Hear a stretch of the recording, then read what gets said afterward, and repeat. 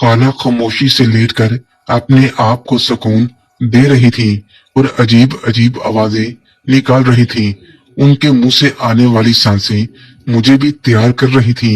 मेरा हाथ अभी भी पीछे था और मैं अपना काम बड़ी तसल्ली के साथ कर रहा था और मैं अपने हाथ को जहां तक ले जा सकता था मैं ले गया।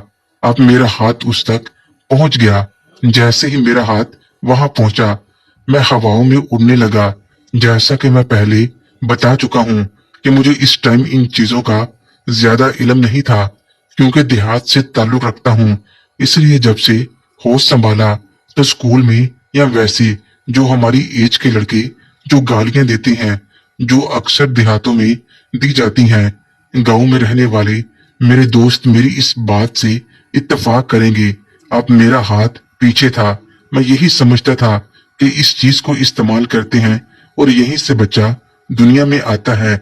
इतना ही इल्म था मुझे इतना भी पता था कि औरत और मर्द का आपस में कोई ताल्लुक होता है और वो सबके सामने कुछ नहीं करते। जैसे ही मेरा हाथ उस पर लगा उन्होंने मजीद ऊपर कर ली, जिससे मेरा हाथ पीछे से हटके आगे हो गया। अब मैं दोबारा काम करने लगा था। वो भी इस काम को एंजॉय कर रही थी। आसमान पर तारे निकले हुए थे। हल्की हल्की हवा चल रही थी।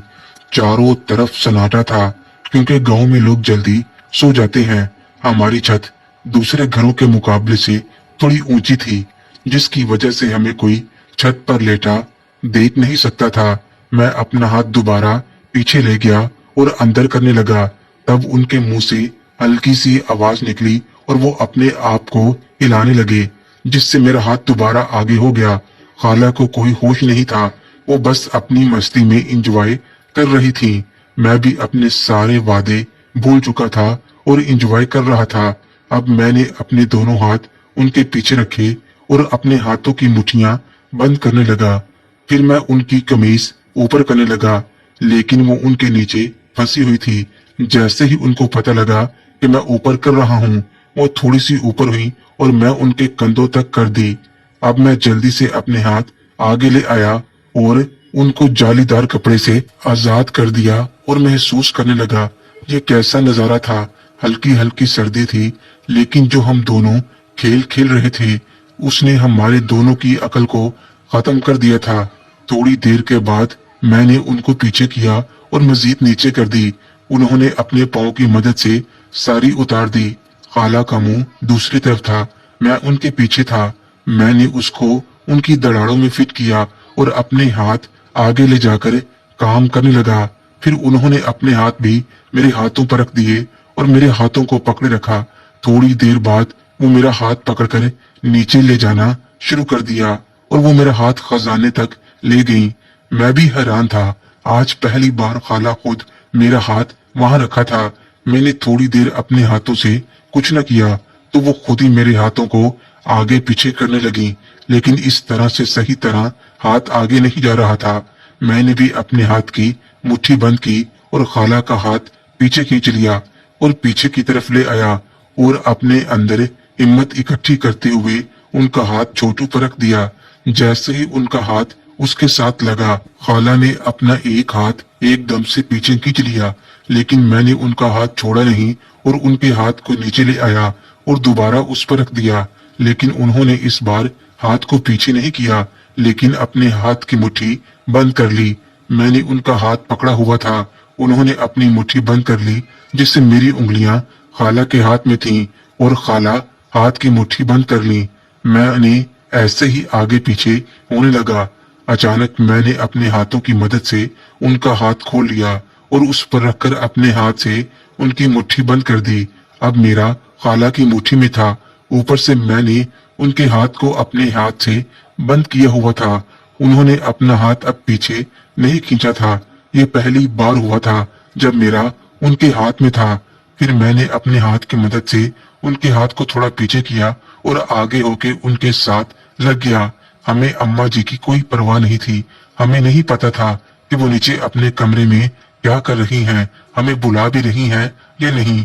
हम अपने काम में लगे हुए थे। हम दोनों मजे की वादियों में गुम थे। थोड़ी देर ऐसे करते करते मैंने अपना हाथ पीछे किया और अपने हाथों की मदद से उनको उल्टा किया। उसके बाद मैं ऊपर आ गया। अब मेरा टारगेट मेरे सामने था, मैं उनके पीछे था। मैं अपने हाथ आगे ले आया और दबाने लगा। मैंने वो पूरी उतारनी चाहिए, लेकिन खाला हल्की सी आवाज में बोली, उतारो ना। लेकिन मैं ना रुका। तब खाला दोबारा ऊपर हुई और वो भी उतर गई। अब वो मुकम्मल बेलबास थी मेरे नीचे।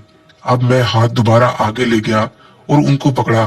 थोड़ी देर के बाद वो बोली, मेरा सांस रुक रहा है, मुझे सीधा होने दो। मैं ऊपर से हट गया और वो सीधी लेट गई और कुछ ना बोली। मैं उनके साइड पर बैठा था, कुछ समझ नहीं आ रही थी क्या करूं। फिर मैंने अपना हाथ खजाने पर रख दिया। वो भी मेरा हाथ पकड़कर दबाने लगी। मैं अपना काम कर रहा था। वो बोली, आराम से। मैंने कहा, छोड़ दूं? उन्होंने कहा, नहीं, लगे रहो। वो दोबारा से अजीब आवाजें निकालना शुरू कर रही थी। मैं साइड पे ही बैठा एंजॉय कर रहा था। मैंने दोबारा उनका हाथ पकड़ा और उस पर रख दिया। खाला बोली, नदीम, जोर से करो। मैं भी अपना हाथ चला रहा था, मुझे भी बहुत मजा आ रहा था। अचानक मैं कांपने लगा और मैंने खाला के हाथ को पकड़कर रोक दिया। मुझे ऐसा महसूस हुआ जैसे कोई चीज सुन हो जाती है। कुछ देर बाद खाला भी सुकून में आ गई और मुझे भी सुकून मिल गया। तब वो बोली, लेट जाओ, थक जाओगे। मैं चारपाई पर लेट गया। मैंने अपनी कमीज पहनी हुई थी, जबकि वो बेलबास थी। हम दोनों सीधे खामोश लेटे हुए थे। फिर खाला ने अपना मुंह मेरी तरफ किया और मेरा बाजू पकड़कर अपने सर के नीचे किया। मैंने भी उनकी तरफ अपना मुंह कर लिया। हम दोनों ही खामोश थे। मेरा हाथ उनके ऊपर था। मैं अपना हाथ उठाकर पीछे ले गया। तब खाला बोली, अभी दिल नहीं भरा। मैं चुप रहा और अपना काम करता रहा। खाला ने अपना एक हाथ मेरे ऊपर रखा तो उनकी लाइन खुल गई। मैं दोबारा से तैयार होने लगा था। अब मैं वहां तक पहुंच गया।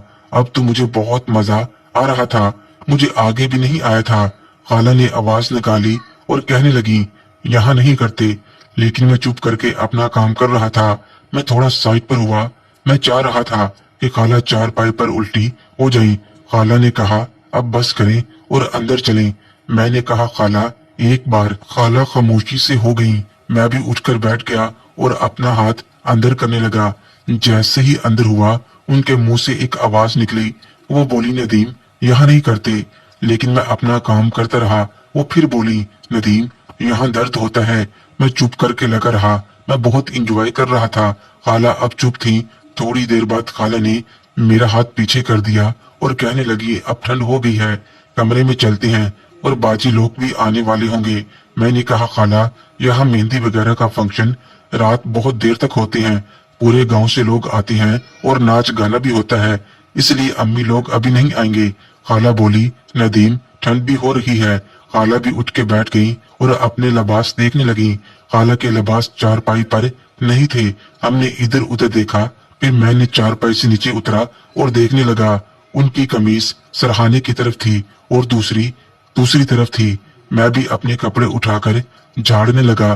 तब खाला भी चारपाई से नीचे उतर चुकी थी और मुझसे अपना लिबास लेने लगी। मोहतरम नाजरीन और सामाईन, इस कहानी का बकिया हिस्सा अगली आने वाली वीडियोस में पेश किया जाएगा। अगर आपको ये कहानी अच्छी लगे, वीडियो को लाइक और हमारे चैनल को सब्सक्राइब जरूर करें। शुक्रिया।